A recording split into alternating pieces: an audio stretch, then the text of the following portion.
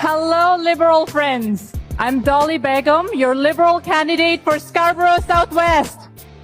প্রথম বাংলাদেশি বংশোদ্ভূত হিসেবে কানাডার এমপি হলেন ডলি বেগম। তার বাড়ি বাংলাদেশের মৌলভীবাজারের মনু নদের পাড়ে। বাবা রাজা মিয়া এবং মা জবা বেগমের হাত ধরে মাত্র 12 বছর বয়সে কানাডায় পাড়ি জমান ডলি বেগম।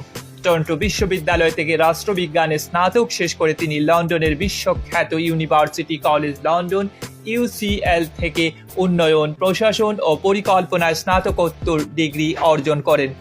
বাংলাদেশি বংশোদ্ভূত কানাডার নাগরিক ডলি বেগম দেশটির ফেডারেল রাজনীতিতে প্রথমবারের মতো এমপি নির্বাচিত হলেন।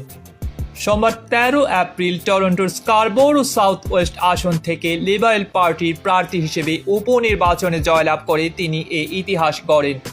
তার এই জয়ের মাধ্যমে প্রধানমন্ত্রী মার্ক কার্নির নেতৃত্বাধীন লিবারেল পার্টি কানাডার সংসদে একক সংখ্যাগরিষ্ঠতা অর্জন করেছে।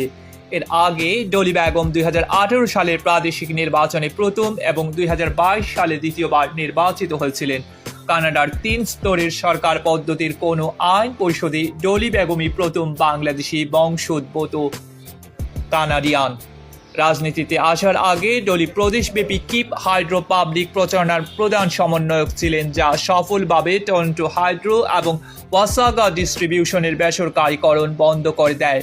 তিনি স্কারবোরো হেলথ কোয়ালিশনের সাবেক কো-চেয়ার এবং ওয়ার্ডেন ওটস কমিউনিটি সেন্টারের ভাইস চেয়ার, যেখানে তিনি স্কারবোরোর মানুষের জীবনকে আরও উন্নত করতে কঠোর পরিশ্রম করেছেন।